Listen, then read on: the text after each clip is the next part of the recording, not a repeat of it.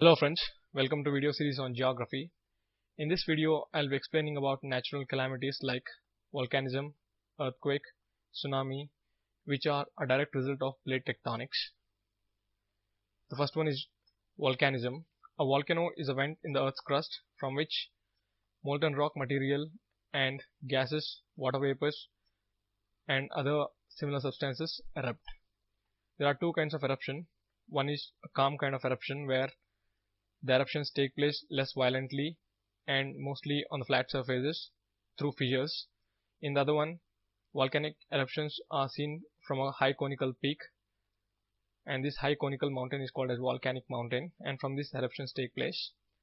The main source of volcanoes is magma, which is very hot, which is a part of mantle where convectional currents are taking place due to radioactive decay in the Earth's core and a differential heat that is generated due to this radioactivity, and the differential heat gives rise to convection cells, and under the convection cells there is constant flux of magma within mantle, and this magma is at very high temperatures and pressures. As a result, it always seeks a path to escape out towards the Earth's crust, and when the rocks which are surrounding the mantle undergo metamorphosis, giving rise to a vent, then the magma finds this path, the vent, to escape out of the Earth's crust. We can see these are the different kinds of landforms associated with volcanoes. The ones that are below the Earth's crust are called as intrusive landforms, that is intrusive volcanic landforms, and the ones that appear on the surface like a volcanic cone, they are called as extrusive volcanic landforms. We have discussed about intrusive volcanic landforms in my previous videos, and in this video we'll see more about volcanoes, types, etc. Coming to causes, volcanoes are mainly a direct result of heat generated due to radioactive decay within the Earth's crust and various other chemical reactions which produce heat deep inside the interior of the Earth.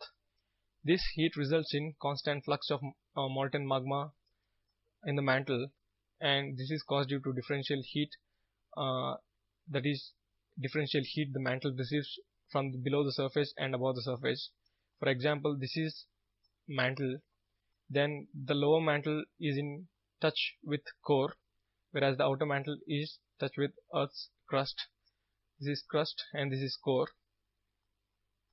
but core is at a very hot surface, hence the heat here is extreme, whereas the crust is a very cool surface, hence the heat at the upper mantle is very low.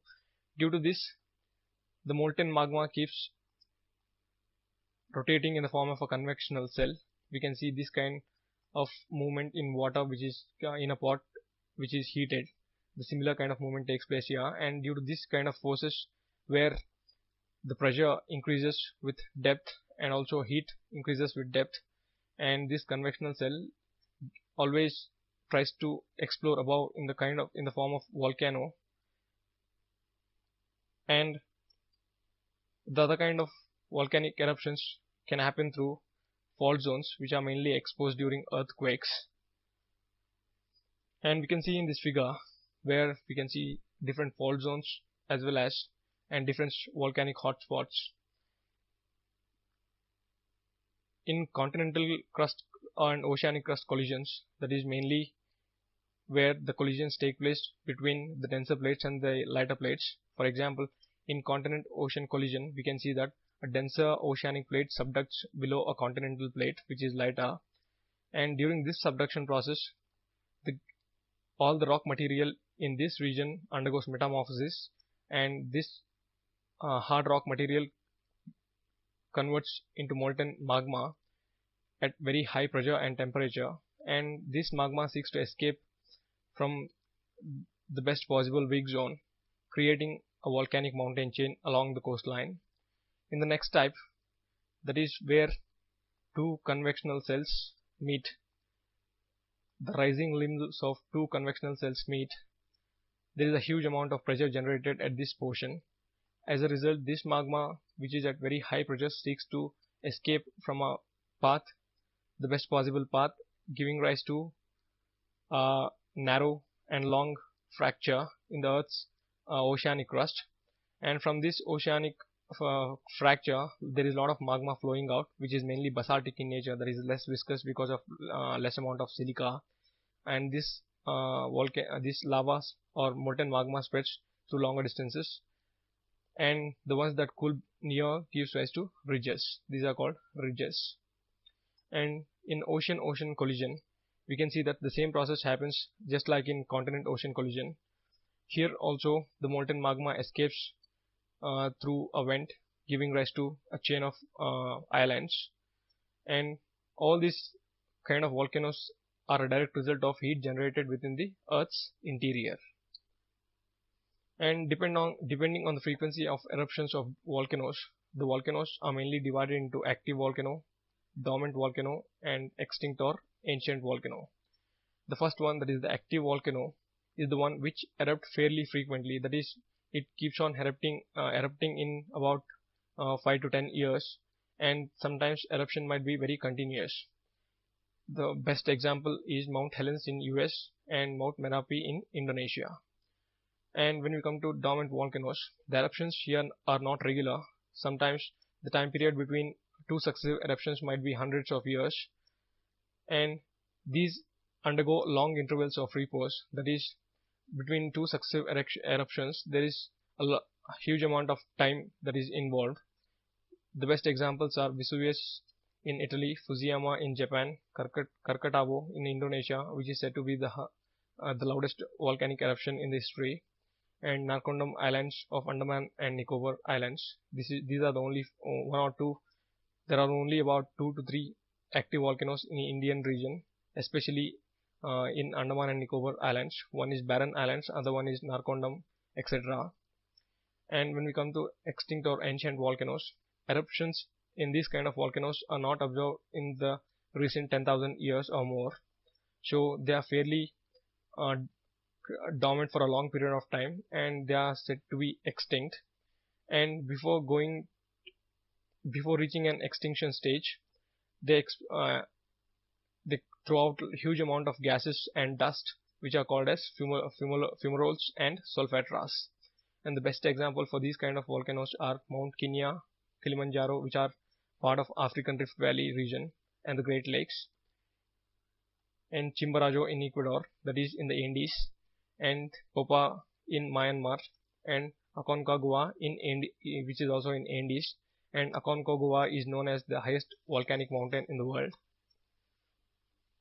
And depending on the extrusive landforms that volcanoes form, volcanoes are divided into composite volcanoes and shield volcanoes. In composite volcanoes, we can see that the volcanic eruptions give rise to a high conical mountain peak, and whereas in shield volcano, we see that there is only a small highland created whose slopes are very gentle. And this is shield volcano, and this is composite volcano. And the kind of magma that flows out in composite volcanoes is highly acidic, that is, it contains huge amount of silica, hence it is very viscous.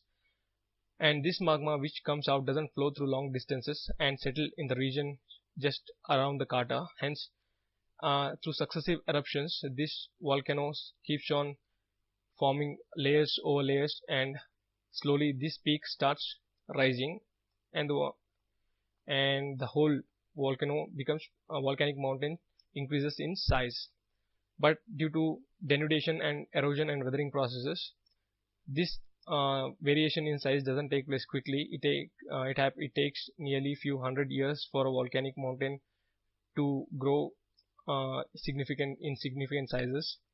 In the shield volcano, mostly the volcano that comes out is basaltic in nature, that is, it contains less amount of silica, hence it is less viscous and flows through longer distances. So volcanoes, magma in this kind of volcanoes flows through longer distances, hence giving very flat to gentle sloped relief. The best example is Deccan Trap in India, and the islands of Iceland are also formed due to this kind of volcano.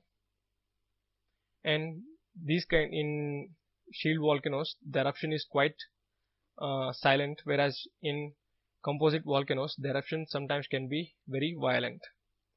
And in composite volcanoes, there is huge amount of gases that are that are erupted during the volcanic eruption, whereas in fissures the gases that come out are very low, the quantity of gases that come out is very low.